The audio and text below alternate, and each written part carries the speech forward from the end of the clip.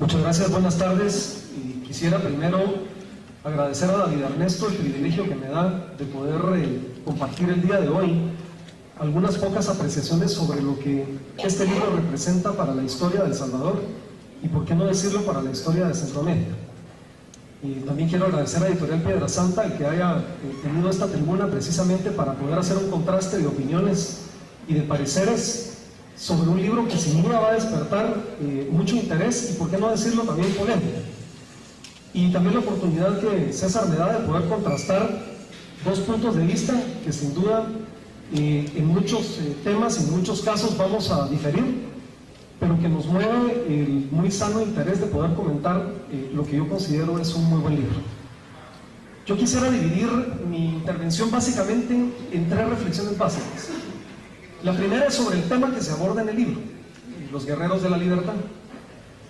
La segunda reflexión la voy a hacer, si me permite David Ernesto, hacerla sobre el autor. Y la tercera, yo quisiera hablar un poco sobre el contenido.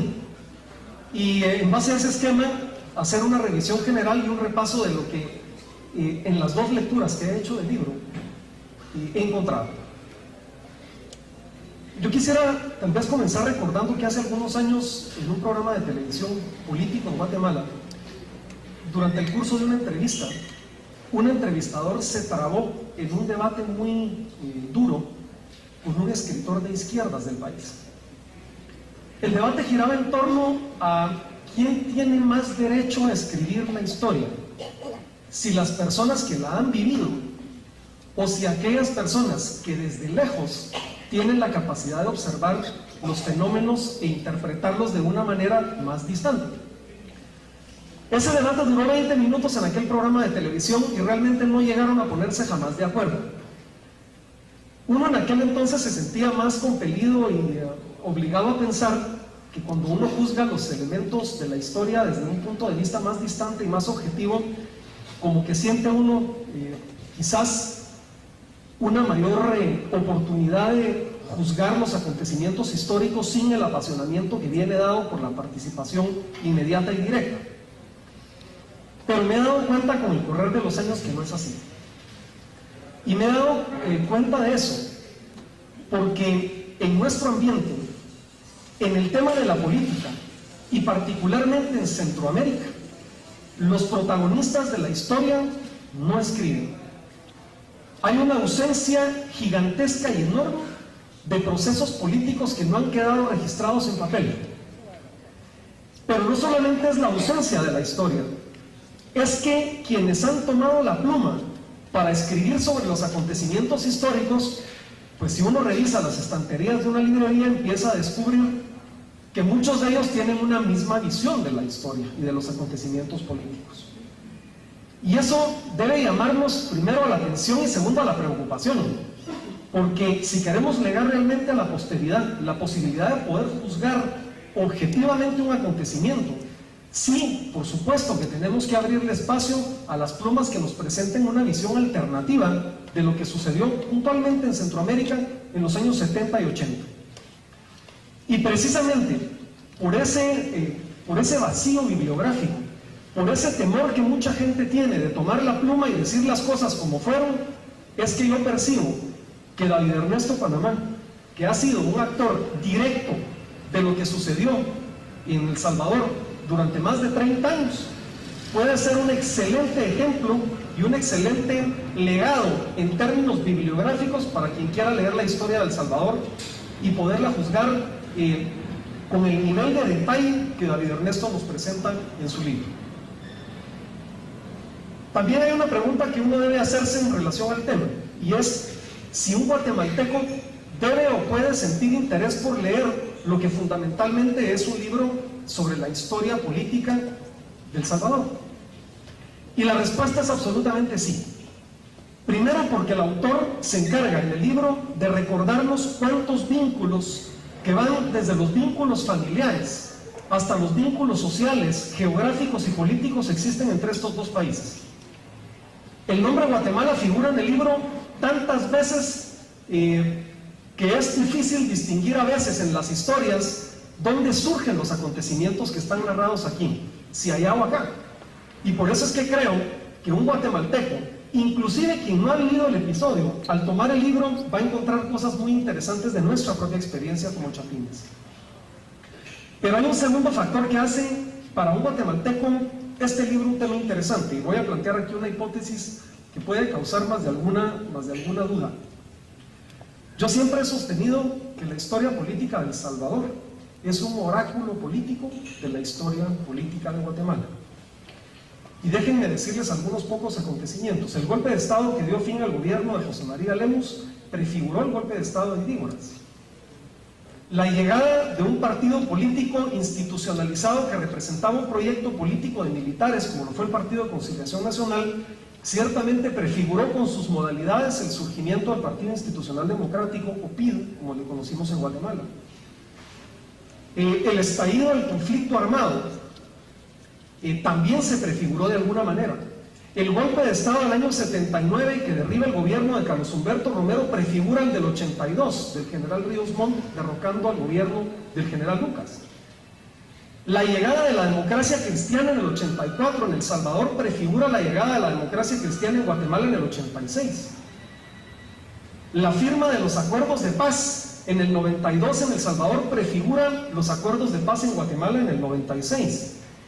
La llegada de un gobierno de centro derecha con un segmento profesional tecnócrata en El Salvador en el año 89 también prefigura la llegada de un partido similar en Guatemala en el año 95. Y en fin, podríamos pasarnos 30 años contando cómo las películas han aparecido primero allá y después han sido un rerun aquí.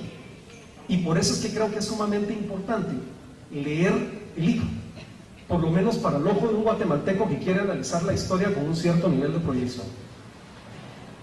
Mi segundo grupo de comentarios está relacionado con el autor, y aquí puedo pecar de sesgar el comentario porque conozco a David Ernesto, pero desde el momento en que se me planteó la posibilidad de comentar el libro, yo le dije a David Ernesto que quería sentirme en la libertad de poder transmitir hoy acá lo que realmente yo recogiera de su libro. Y déjenme confesarles que he encontrado 3 cosas que me han llamado poderosamente la atención. La primera, cuando uno escribe un libro de historia, uno está tentado a derramar mucha tinta con el corazón.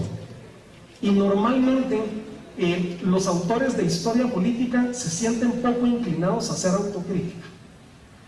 Yo he encontrado en el libro de los Guerreros de la Libertad por lo menos 3 autocríticas muy importantes, que al menos a un lector objetivo le dan la impresión que está frente a un autor que tiene credibilidad.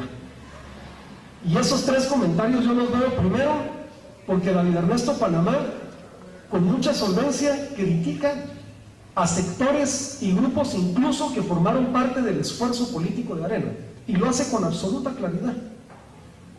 La segunda, también sin ningún temor, pasa revista y critica fuertemente los intereses de los grandes grupos de poder políticos en el continente, incluyéndose a aquellos a los que uno se hubiera sentido en aquel momento en que uno se juzgaba blanco y negro, alto y bajo, feo o bonito, tentado a sentirse dentro de una misma esfera geopolítica.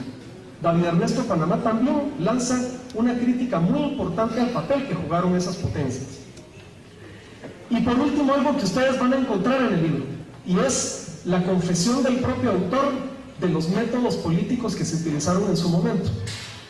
Hay algunas confesiones que me parecen realmente muy audaces de parte de un autor que está escribiendo sobre historia política.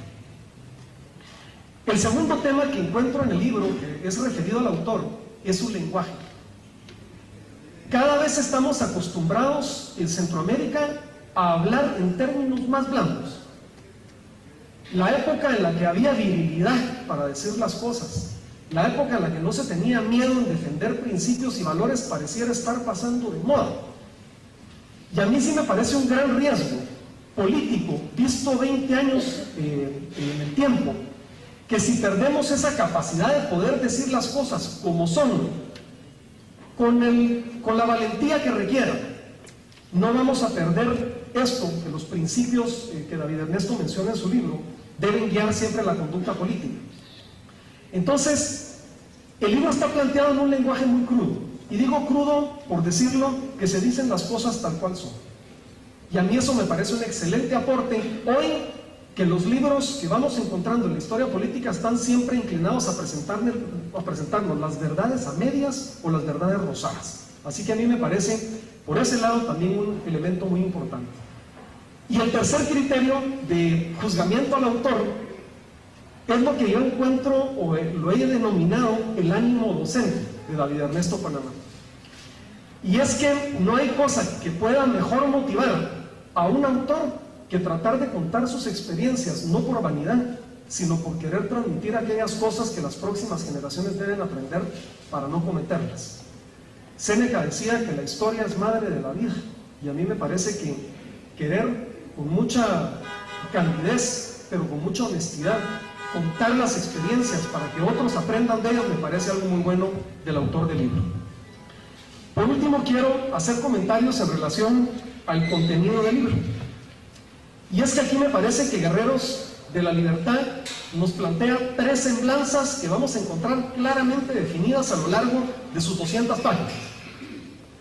La primera semblanza que nos presenta es la semblanza del conflicto armado, que no solamente tuvo efectos en El Salvador, sino también en Guatemala y en buenas partes de América.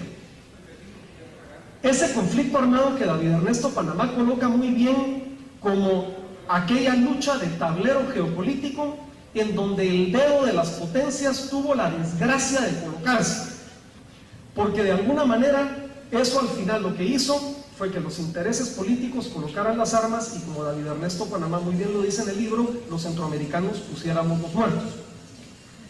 Pero también hay una reflexión importante en relación a ese conflicto armado, y es que desafortunadamente exacerbó en los centroamericanos muchos de los defectos de personalidad que tenemos. Puede uno ver en el libro, por ejemplo, recogida, ¿por qué no?, la avaricia o la codicia de quienes quisieron lucrar con el conflicto armado. ¿Por qué no decirlo también con aquellas personas pues que sacaron su bajo instinto en el proceso? O por qué no decirlo, la soberbia intelectual de muchas personas que se casaron con doctrinas políticas ateas para tratar de promover un modelo completamente fuera de la realidad económica, política y social de la región centroamericana. También está planteado en la semblanza del conflicto armado el drama que representó para nosotros perder una generación. Muchos de los nombres no me son familiares, pero detrás de cada nombre hay una historia. Detrás de cada nombre de una persona que fue asesinada en el conflicto armado, haya sido de la procedencia que haya sido, tenía una familia, tenía una ilusión, y como David Ernesto dice en su introducción, murió creyendo lo que consideraba correcto. Entonces, cuando se habla de la semblanza del conflicto armado, sí me parece que uno tiene que tener como lector los ojos críticos para ir viendo esos mensajes que están colocados en el libro. La segunda semblanza que se ve, pues obviamente es la semblanza de un partido político, el surgimiento desde su propio germen hasta el día de hoy, porque el libro realmente es muy actual. Estamos hablando no de cualquier partido político, estamos hablando del único partido político en América Latina que puede colgarse el medallón de decir que ha ganado 4 contiendas electorales a nivel presidencial sin que nadie le haya dicho que ha hecho trampa. Estamos hablando de un partido político que, como se plantea en el libro, ha tenido la capacidad, entre otras cosas, de reinventarse a sí mismo. Estamos hablando de un partido político que ha tenido la capacidad de hacerse a sí mismo oposición política, como se plantea muy bien a nivel de las corrientes que se mencionan. Y finalmente, como lo cita David Ernesto Panamá en una parte de su libro, lo cual a mí me parece muy ejemplificante, los 3 principios sobre los que debe postularse la sobrevivencia de un verdadero partido político, y es estar abierto a las ideas, estar abierto al pueblo, y que las puertas del partido estén siempre abiertas al pueblo. Y algo muy importante es tener la institucionalidad adecuada. Esos son los 3 elementos que en un mensaje en un momento determinado se mandan en el libro en relación a la Alianza Republicana Nacionalista, que ha sido es y seguramente será un actor político de gran magnitud en Centroamérica. Y finalmente, el libro habla de una tercera semblanza, la semblanza de un líder, la semblanza de un dirigente político que para los estándares centroamericanos es muy difícil ubicar. Uno tiene que tomar una lámpara de Diógenes y caminar